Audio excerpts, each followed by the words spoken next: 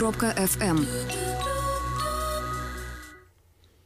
Прывітанне ўсім слухачам Еўрарадыё, прывітанне тым, хто глядзіць нас у эфіры праз сацыяльныя сеткі, Facebook, ВКонтакте, Аднакласнікі, а таксама праз наш канал на YouTube. Ужо другі раз мы з вами сустракаемся, але я думаю, што гэта ўсё ж такі будуць розныя людзі, таму што папярэдні эфір, які я праводзіў сёння, быў прысвечаны стартапам, а зараз мы пагаворым пра кіно. 22 лютага сёння гостями живого эфира Еврорадио стали кинокритик Ганна Ефременко. Привитание, Ганна. Привет. И режиссер, сценарист и драматург Андрей Куренчик. Привитание, Андрей.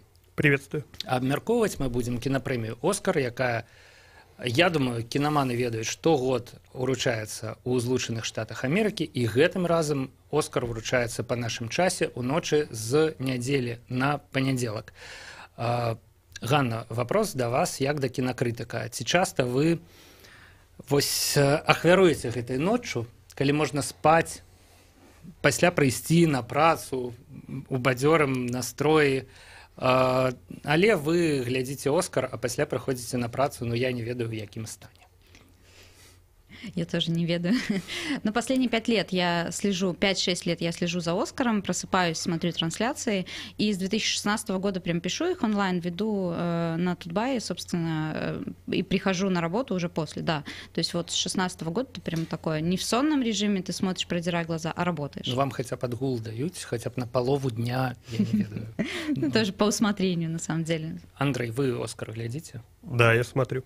Смотрю, и причем довольно давно, но я смотрю это больше как шоу, как мне иногда не так важно, кто победит, а важно посмотреть номера между номинациями. Я шчыра скажу, мне ўвогуле з глыбокага дзяцінства не важна, хто пераможа на «Оскары», але вот сама з'ява, сама глыба таго, што адбываецца там, да, вось гэта сапраўды вабіць. Андрэю пераможца не важны? Вы чекаете чего-нибудь? На самом деле нет, потому что тут строить прогноз даже невозможно. И, собственно, и болеть за кого-то тоже такая идея заведомо проигрышная, потому что, ну, мы же понимаем, наверное, как это все делается. То есть 6 тысяч академиков, и они выбирают фильмы в каждой своей номинации. Ну, то есть это такой срез очень усредненный. Пытаться угадать, строить прогнозы невозможно. Болеть, на самом деле, на «Оскаре» я тоже особо ни за кого не болею. Так что, да, смотрю как шоу и как рабочее Слухайте, явление. ну вось цікава, да? Вы сказали, что мы разумеем, як гэта ўсё робіцца. Але калі б мы насамрэч разумелі, я думаю, что мы могли б угадать. Вось, але я так разумею, что букмекеры... Ну, это как, я не знаю, как кто победит, Трамп или Хиллари, как да. это угадать? Букмекеры... Это Здесь хотя бы 2 варианта только, 50 на 50. Да. С «Оскаром» сложнее, конечно. Ну да, недзе 1 к 5, 6, 7 у залежнасці ад номінацыі. Букмекеры прымаюць стаўкі на пераможцу «Оскара». Угадать немагчыма, так? Нет, я думаю, что все равно, ну, какие-то лидеры есть, по ощущениям, и бывают годы, когда ты понимаешь, что, скорее всего, альтернативы особой нет, но последнее время, мне кажется, подход достаточно сильно изменился. И вообще должен сказать, вот насколько разное ощущение от наград в Европе и в Америке, да, то есть если в Европе чаще всего это элитарные награды, которые вручаются жюри из небольшого количества, но очень-очень-очень серьезных профессионалов, там 10 человек, 12, 14, да, вот Америка, она пошла по другому пути, и свою главную награду она дает таким popular vote, да, большим количеством голосов, и ты начинаешь понимать, что это такой, как бы, очень демократичный выбор. Не всегда он связан с художественным качеством фильма. Да, извини. На самом деле Андрей говорит скорее про разницу между кинонаградами, кинопремиями и кинофестивалями. Да, то есть понятно, что Каннский фестиваль, Венецианский — это все вообще фестивали, это явление, где есть жюри, где есть отборщики, они отбирают фильмы, а жюри уже потом голосуют и приходят к какому-то единому мнению. А награды, будь то европейские, ведь европейские тоже есть, там Бафта британская есть, Гоя испанский. Собственно, «Оскар» и все эти европейские награды, именно награды, они тоже вот по такому принципу. Есть академики, Англии, я так понимаю, что в других странах тоже. И они выбирают из списка фильмов, которые проходят по определенному критерию. Вот в Штатах это около 300-400 фильмов, вот такой long-лист. И из него уже академики, повторюсь, больше 6 тысяч человек, пытаются выбирать каждой своей категории очень усреднённый фильм-лидер. А ці можна сказаць, што ў Еўропе прэміі гэта ўсё ж такі бліжэй да ацэнкі мастацтва, а ў ЗША прэміі і сярод іх Оскар гэта ближе до политики. Я бы сказал, до индустрии. Нет, не политики, индустрии. Потому что, ну, понятно, что самая престижная награда в Европе, там это 3 фестиваля класса А, берлинский, венецианский и каннский. Да, это вот самое престижное, что можно получить в Европе в принципе. В Америке самое престижное, что можно получить, это «Оскар». Но там другая история, там это индустриальная, мне кажется, награда в большей степени. Але калі на «Оскар» ідзе такі фільм, як, наприклад, «Три бігборди», да, ну мы просто амаль упэўненыя, што менавіта ён выиграе, да, потому что он нам нравится, потому что он про злучаныя Штаты Америки, потому что он про то, что там отбывается, про социальные проблемы в американском громадстве. Тем не менее, он не выигрывает. Он не выигрывает раптом. Выигрывает «Форма воды», которая, попрошу заметить, в этом же году выиграла, в том году, в котором был «Оскар», выиграл Венецианский фестиваль. И тоже о чем это говорит? Не о том, что Венецианский фестиваль, да, а возможно о том, что Венецианский фестиваль стал ближе к людям, потому что все-таки «Форма воды» — это очень зрелищное кино. Да, оно авторское, но оно зрелищное, и оно сделано с голливудским размахом. То бок вы хочаце аспрэчыць мою думку наконт таго, што «Оскар» — это палітыка. Калі добра, калі кіруючыся гэтым не дал ты это аспрэчыць, да? Нет, это... Я даў. Вось, я шчыра даў. Калі кіруючыся гэтым падыходам разгледзець сёлетніх намінантаў, да? У нас ёсць 2 фільмы про музыку, умоўна кажучы, да, у нас ёсць палітычныя трылеры, тут у нас ёсць Marvel, да, все абсолютно рознае. Netflix, да. Marvel, да, і Netflix. І Netflix, як кажуть, не любят, да, у киноакадемии американской. Не любят, и в Европе фильмом Netflix запрещено, насколько я понимаю, да, быть на фестивале класса А. Нет, на самом деле, как раз в Америке к Netflix более лояльно, чем на фестиваль. То есть это конкретно Каннский кинофестиваль бойкотировал Netflix. В то же время Netflix не составило проблем дислоцироваться на Венецианский фестиваль, с успехом провести там премьеру той же «Ромы», ну, собственно, которая потом и вышла на Netflix. И это проблема, которая сейчас на поверхности индустрии, что да, действительно, экраны домашние, планшеты, смартфоны и так далее, на онлайн-кинотеатры, они на себя перетягивают одеяло. Карацей, з майго гледзяшча, калі лічыць «Оскар» палітыкай, дык фаварыты «Оскара» — гэта «Богемская рапсодия», гэта «Звезда родилась», гэта фільмы, якія як бы выступаюць за амерыканскія каштоўнасці, да, за шлях ад, ну не ведаю, ад немаведама каго, да, ад хлопчыка, які слухае рок-гурт на сцэне, да суперзоркі. І гэта фільм «Улада», які, у прынцыпе, апавядае пра амерыканскую палітыку як такую. Вось. Але я думаю, што вы, калі лічыце, што «Оскар» — это не политика, нет, это не просто в другом. «Оскар» имеет несколько табуированных тем, да, то есть, допустим, не может быть в пятерке не политкорректный фильм. Ну, не политкорректный, я имею в виду оскорбляющий, да, там конкретно там чье-то достоинство и так далее, то есть они за этим как-то следят, фильтруют. В Европе, мне кажется, гораздо больше свободы слова и высказываний, художественного в том числе, и там тут может появиться фильм, который достаточно будет там жесткий по отношению к тем или иным вопросам и проблемам. А там, я не знаю, вот на «Оскаре» антисемитский фильм появиться не может. Фильм против там чернокожести не появиться не может, в принципе. Даже если это будет хороший фильм. Ну, на «Оскары» их и нема, але тем не меньше есть видовочные... Вот в этом политика. То есть они отсекают, а не то, что они там тянут свои ценности. На самом деле политика еще и в том, что все-таки академики «Оскара», они обращают внимание, конечно же, на повестку.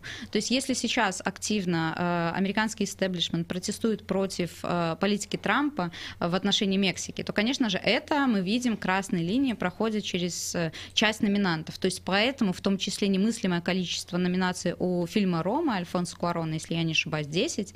И опять же, парадоксально, и впервые за очень долгое время фильм, который вообще-то не на английском языке, претендует в главной категории. То есть он не только как лучший фильм на иностранном языке, он еще и как лучший фильм. Собственно, что это? Как необходимость подчеркнуть, что вот Мексика — это сильная страна, в том числе со своим особенным киноязыком, со своей национальной культурой, и вот давайте подчеркнем это 10 номинациями. И так далее. И по «Зеленой книге», опять же, актуальны все еще вопросы. «Черный клановец» вообще заканчивается кадрами современности, там 10-е годы, документальные кадры, хроника. То есть все это необходимость подчеркнуть повестку. Ну, власть, да, конечно, это вообще про сегодня здесь. Гэта значыць, што гэта палітыка. Але ці маюць гэтыя фільмы шансы на перамогу? Калі кіравацца тым, што ўсё ж такі палітыкай не будуць вырашаць, да, тое, хто пераможа, значыць, што іх уключылі ў спіс намінацый дзеля таго, каб падкрэсліць сучасную павестку, так? Магчыма, гэтага ўжо дастаткова, гэта так, іх ужо адзначылі, гэтыя фільмы. І тады пераможа што-небудзь абсалютна апалітычнае. Не знаю. На самом деле, каждый из фильмов, которые уже выбрали, невозможно. он имеет шанс на победу просто потому, как устроена механика голосования академиков на «Оскаре». То есть, это чтобы составить список номинантов из вот этих 3-4 сотен фильмов, академики голосуют в каждой своей номинации. И у фильма в разных категориях должно быть, это разная квота, должен быть минимум голосов. То есть уже фильмы, которые попали, они имеют этот минимум голосов среди академиков. То есть, получается, каждый фильм уже кем-то отобран. И дальше идет голосование, соответственно, вот общее по академии. Цяпер яны спаборнічаюць за галасы тых акадэмікаў, якія вылучалі фільмы, якія не трапілі ў выніковы шорт-лист. Я так разумею? В том числе, но не только, всех. То есть, если раньше это гильдийный, да, то есть тебя отбирает твоя гильдия, а потом дальше голосуют все. У вас есть фавориты? Гэта апошняе пытанне перад перапынкам, на якім мы сыдзем літаральна праз 2 хвіліны. Андрей. Я честно скажу, мне Рома, хотя это действительно художественная работа, не сильно тронула мое сердце, мне гораздо интересней показалось, хотя он не входит в главное, этот «Фаворитка», например, мне показалось... Как раз входит, да. Входит? Да. Входит. Вот «Фаворитка», мне, как человеку с таким детским мышлением, понравилась «Черная пантера», поэтому, я, скорее всего, в эту сторону буду. «Фаворитка» и «Черная пантера». «Зеленая книга» — хороший фильм, который, тем не менее, вот меня именно из-за своей такой прям совсем четкой политической составляющей тоже не вошел в мой список победителей. У меня абсолютно нет личных симпатий на «Оскаре», но исходя из того, что все-таки голосует, это какое-то усредненное мнение большинства, я думаю, все шансы на победить у «Зеленой книги» есть. Это правда, фильм, который нравится всем. «Зеленая книга» — это фильм про сярэдзіну стагоддзя, да, 60-х. Про Америку, про тое, як там жылі, да, і таму, что американское громадство симпатизует самому сюжету этой книги. Не столько, там много факторов. Крепкий сценарий, отлично, он держит в напряжении, юмор, прекрасные актерские работы Вигго Мортенсена, Махершала Али просто великолепные. И, собственно, история, которая до сих пор актуальна, как бы это болевая точка для Америки, расизм. И, у них так раз в 5 лет появляется, было 10 лет рабства, да, если помните. Вот. Сейчас 12 лет, извините, рабства, да, потом вот сейчас. Сябры, перерываемся на кароткі перапынак, выпуск навінаў, музычная пауза. Праз 2-3 хвіліны мы вернемся ў студыю Еўрарадыё, дзе працягнем абмяркоўваць цырымонію «Оскар 2019». Мой страх прозрачен, как воздух, мой рок, как вор. Он дожидается ночи и лезет в дом. Он оставляет улики себе назло, сжигает письма и книги и пьет вино.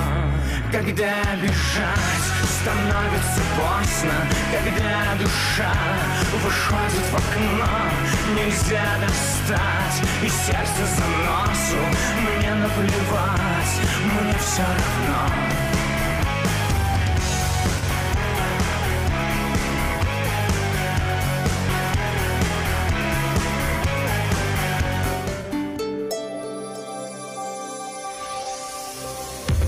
Еўрарадыё. Час ведаць, што адбываецца. Пры мікрафоне Роман Устінаў каротка пра асноўныя падзеі. Старшыня беларускага цэнтра выбаркама Лідзія Ярмошына прапануе правесці выбары 1 снежня 2019 года, але не ўдакладняем, якія парламенцкія ці прэзідэнцкія. Заява Ярмошыны прагучала 22 лютага падчас онлайн-брыфінгу аб падрыхтоўцы да будучых выбараў у Беларусі і навінах у выбарчым працэсе. Чыноўніца дадала, што ЦВК рыхтуецца да 2 асобных выбарчых кампаніяў.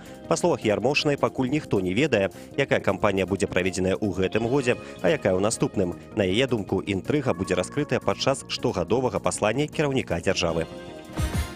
У Беларусі адтэрміноўку для адукацыі можна будзе атрымаць толькі один раз. Пра гэта ў эфіры тэлеканала АНТ распавёў міністр обороны Андрей Раўкоў.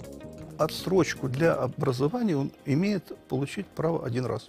18 лет поступил в высшее учебное заведение, получил отсрочку, все, он отучился там и после учебы идет и служит срочную службу, получает образование. В Сингапуре ведь есть только одна отсрочка. Если ты олимпийский чемпион, и причем действующий, ты имеешь право на отсрочку. Па словах міністра, малады чалавек пры любым раскладзе мусіць атрымаць вайсковую спецыяльнасць. Александр Лукашенко мае вайсковае званне падпалкоўнік. Пра гэта ён заявіў на сустрэчы ў ваеннай акадэміі, інфармуе Белта. Кіраўнік дзяржавы нагадаў, што раней было вырашана, што генеральскія званні, а таксама званне палкоўніка надаецца толькі указам прэзідэнта. Па словах Лукашэнкі, цяпер ён не можа прысвоіць сабе гэтае званне. Ну а больш інфармацыі на еўрарадыё.фм. Роман Устінаў, служба інфармацыі еўрапейскага радыё для Беларусі.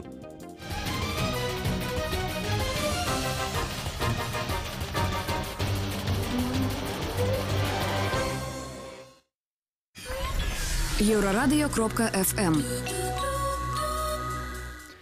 Вяртаемся ў студыю Еўрарадыё. Мы абмяркоўваем кінапрэмію «Оскар», якая будзе уручаная у ночы з 24 на 25 лютага 2019 года лепшаму фільму, акцёру, рэжысёру і гэтак далей другога плана за 2018 год. У нашай студыі кінакрытык і супрацоўніца портала Тутбай Ганна Ефременко. Яшчэ раз прывітанне, Ганна. Еще раз здравствуйте. І рэжысёр, сцэнарыст і драматург, хаця і тут было відавочна лішняе, Андрей Курэйчык. Прывітанне, Андрей. Добрый день.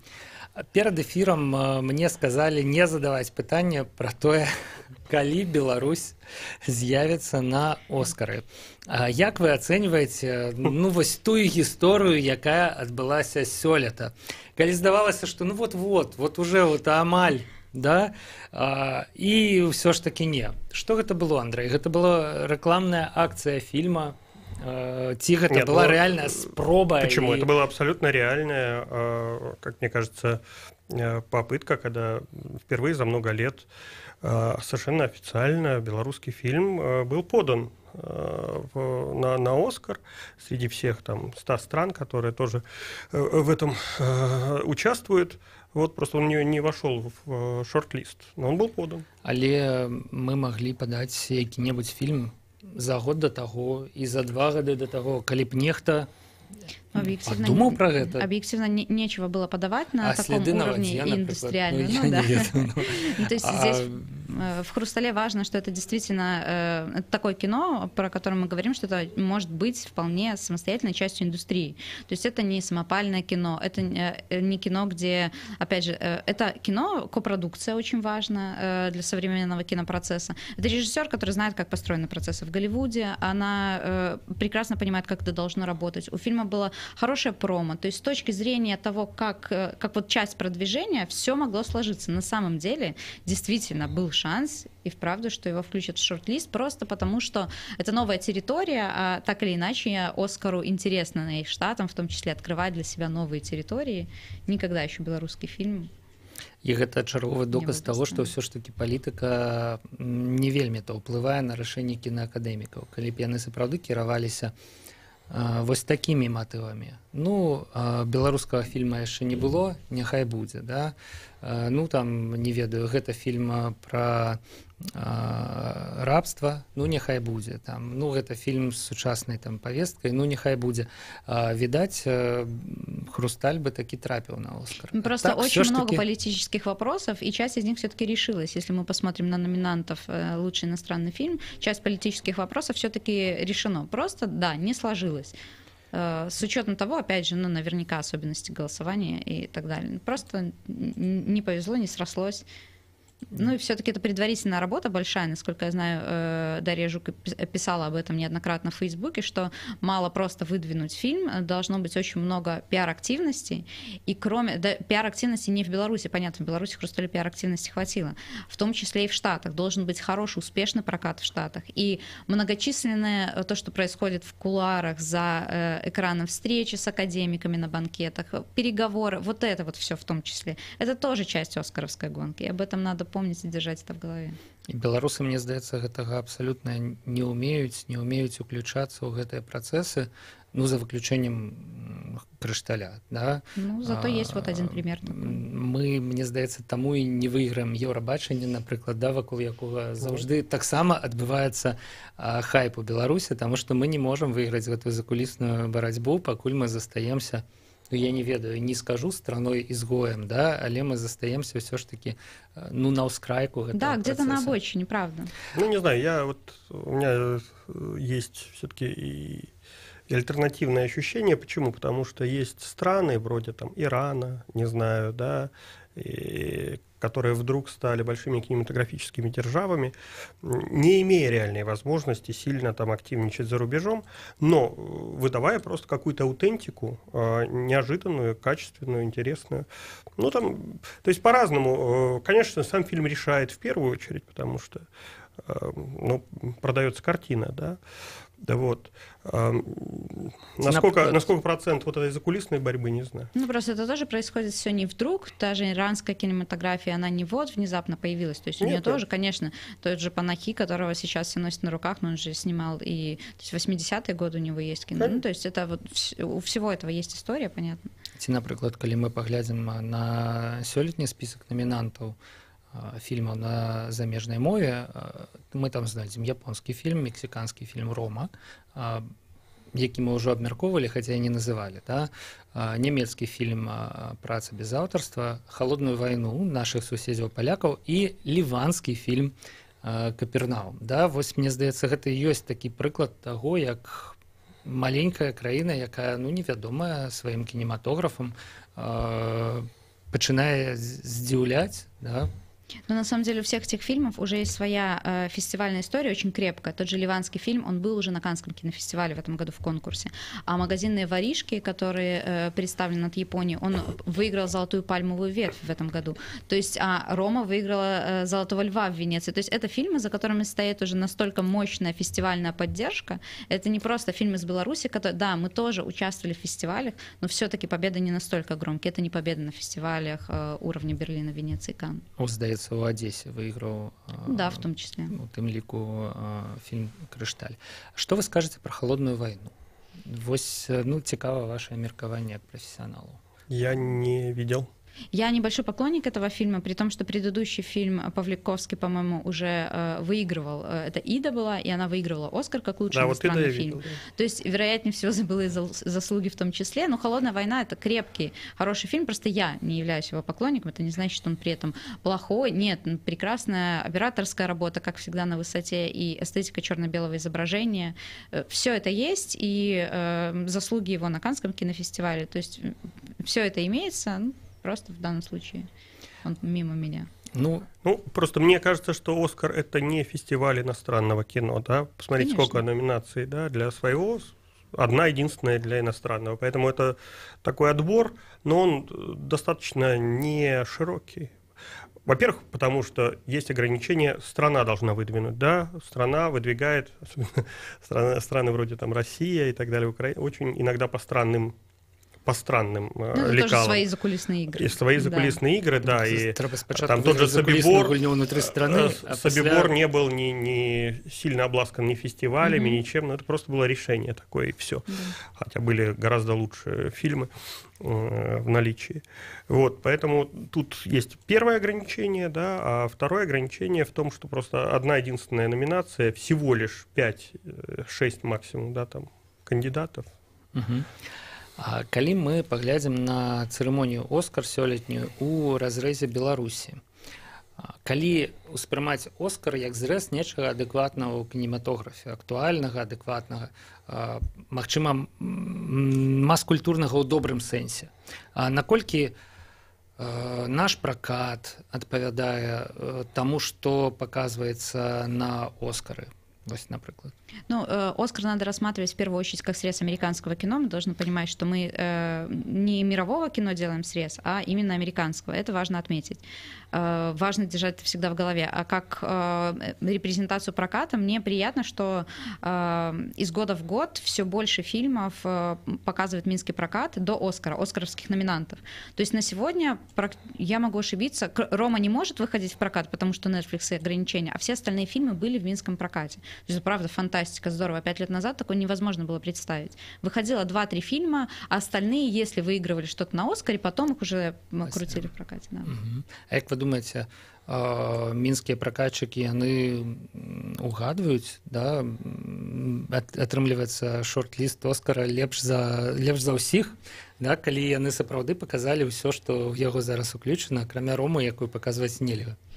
Ну, это люди, просто сейчас появился доступ к большему количеству картин, потому что раньше сюда приходили только блокбастеры больших студий, да, сейчас гораздо разнообразнее палитра, потому что залов стало больше, да, когда было мало залов, ты не мог распределить большое количество кино, сейчас легче. Ну и опять же, наши прокатчики включаются в процесс мировых кинорынков, а важно, когда ты присутствуешь, то есть ты не у России там перекупаешь кого-то, ты сам присутствуешь на кинорынке, смотришь, и работать с дистрибьюторами. У нас гораздо больше дистрибьюторов в последнее время появилось. И опять же, каждый дистрибьютор — это, ну, то есть те люди, которые кинопрокату, собственно, кино и поставляют. Чем больше дистрибьюторов, тем разнообразнее кино. То бок справа не ў тым, што кінапракатчыкі ўгадалі тыя, зараз скажу, 8 стужак, да, якія потрапілі ў номінацыю. Не знаю, может, они собрались в каком-нибудь темном месте и угадали. Масоны вырашылі і патэлефанавалі у тым ліку і мінскім кінапракатчыкам. Мне кажется, что справа ў тым, што проста яны паказалі 100 фільмаў,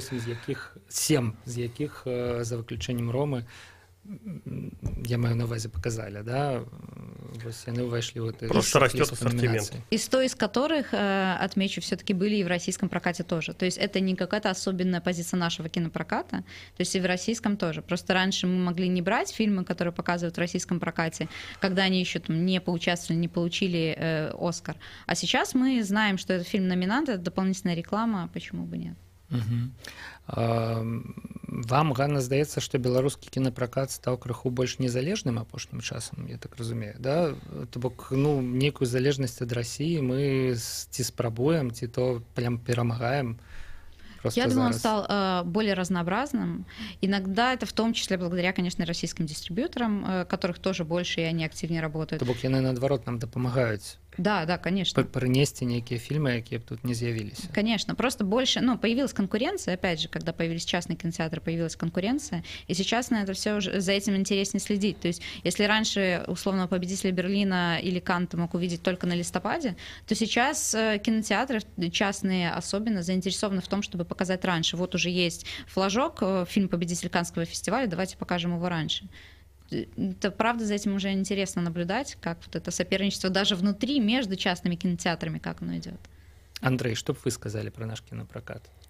Я давным-давно все-таки исхожу с позиции, что несмотря на то, что сам кинопрокат очень сильно растет, ну, количество залов, и тем не менее какой-то внятной политики развития его, да, применительно к белорусскому кинематографу, я не вижу. Да. Его проблема всегда была в одном. Вот сейчас максимально удобно работать с иностранным кино. И, в принципе, государство сделало все, чтобы было максимально это удобно. То есть здесь очень легко конвертировать валюту, выводить ее стало. Да. Были раньше ограничения. Из-за этого, кстати, много фильмов не могли привезти.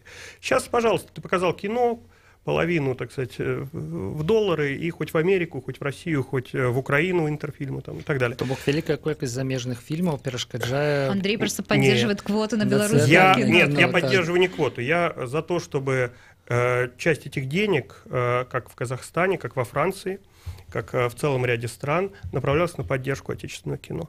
Просто потому, что это легкие очень деньги для иностранных производителей. Они, по большому счету, здесь ничего не оставляют. Да? Открыли ключ, ну, в кинотеатре, да, 2 недели он работает, за 2 недели выкачали 300 тысяч, там, 400 тысяч долларов, ну, если мы берем в больших картинах. Вот. Половину из них забрали, ключ закрыли. Все. Это просто насос, достаточно мощный насос по выкачиванию больших денег из страны. На отечественный кинематограф это не работает никак. Конкурировать с этим невозможно. Вот и все. А як вы лічыце, ці можа вось гэты міжнародны хайп вакол фільма, які, ну, як мы, в прынцыпе, я думаю, сышліся неабходны для таго, каб прынамсі трапіць у шорт-ліст намінантаў, адбыцца без паспяховага нацыянальнага кінапракату, ну, у нашым выпадку беларускага. Ці можа, напрыклад, фільм якім-небудзь чынам маркіраваны як беларускі праз нейкіх вытворцаў, праз фінансавы капітал ці яшчэ як-небудзь не пракатвацца ўвогуле тут, я не ведаю, не быць тут вядомым, ці просто нейкім тэхнічным чынам. Нет, у него обязан быть пракат. Ну, хоть добра, тэхнічны, няхай нейкі тэхнічны пракат адбыўся, да, на радзіме гэтага фільма, вось, але які бы стаў вядомым за межамі нашай краіны. Ці мог бы ён на нешта прэтэндаваць на Оскары? Ці ўсё ж такі гэта ўсё пачынаецца вось тут, у мінскіх кінотэатрах, спярша пачынаюць добра хадзіць на фільм гледачы, пасля гэты фільм заўважаюць, я не ведаю, наши суседи берут у свой прокат. И... Нет, так не работает. По отношению к Оскару так это не работает. Может работать, если фильм копродукция, и в одной из стран производителей фильма действительно может быть... То есть от какой страны, опять же, он подается. То есть, допустим, фильм «Хрусталь» — это копродукция Беларусь-Россия. Если бы он подавался от России, то важен был бы российский прокат. Так как он подается от Беларуси, важен не просто даже факт наличия технически проката, важна его длительность, по-моему, у них стоит ограничение не меньше 7 недель, я могу ошибаться. И очень смотрят на сборы. 7 дней. 7 дней, по-моему, 7 дней в США, а про 7 недель речь идет у нас. Нет, не бывает проката здесь 7 недель. Здесь прокат 2-3 недели. Мне так само сдается, что «Хрусталь» не прокатывался. Нет, он может прокатываться. «Хрусталь» прокатывался весь сентябрь. Но у нас просто есть... Нет, 7 дней должен быть, минимум 7 дней в прокате. Так вот... Здесь. То есть этот фильм, да. То есть он должен показать результат проката здесь, в цифрах, в рублях, и эти данные тоже учитывают. То есть для киноакадемии важно, как фильм восприняли здесь. Если он провалится в белорусском прокате, никто на него не будет ходить, естественно, киноакадемики вряд ли это примут как плюс. Ну, я скажу, это не самое для них главное. «Левиафан», да, вот его технически тогда Роднянский пустил в прокат в России, буквально в 2 залах, чтобы, так сказать, галочку эту выполнить. В принципе, эти залы были полны, но для России это был мизер абсолютный, да, но он соблюл эту историю. Да. Замежный фильм. У нас ізноў застаецца, у прынцыпе, 2 хвіліны, на гэты раз гэта 2 апошнія хвіліны. Я хацеў бы вашых рэкамендацый наконт такой штукі, у якой могуць паўдзельнічаць усе нашыя слухачы і гледачы. Кожны год хто-небудзь, які-небудзь клуб, а магчыма і некалькі, ладзяць публічны прагляд Оскара не ведаю, со скульптурками глубокой ночью. Да, и так далее. Да, глубокой ночью у клубе люди сядзяць, я думаю, выпіваюць і глядзяць Оскар. Я таксама быў аднойчы на такой вечарыне, і калі шчыра, там было сумна, але галачку паставіў. Вот вам гэта симпатычна, такое проводжение часу? Да, сама идея это очень симпатично. Конечно, зависит от того, где смотреть трансляцию, потому что проблема была в том, что в Беларуси как раз трансляции не было. Клуб был, а трансляции не было. И вышла накладочка. Но если мы про один и той же клуб скажем, если есть возможность, опять же, смотреть трансляцию, если она каким-то образом официально приобретена, или просто вы собираетесь вместе посмотреть, это неплохо, это прекрасно. Ну, впервые за 30 лет Оскар будет идти без ведущего. Да, в этом году. Поэтому это что-то будет такое экспериментальное с точки зрения самой церемонии. То есть церемония без ведущего, вот, без того, что мы привыкли. Карацей, варта паглядзець. Ну, посмотреть интересно, Калі да. не дома, дык у клубе. Сябры, мы абмяркоўвалі сёлетнюю цырымонію Оскара, якая адбудзецца літаральна праз 2 дні. Кінакрытык Ганна Ефременка і рэжысёр, сцэнарыст і драматург Андрэй Курэньчык былі ў нашай студыі. Дзякуй, Андрэй, дзякуй, Ганна. Спасибо. Павел Свердлоў працаваў пры мікрафоне. Пачуемся на Еўрарадыё.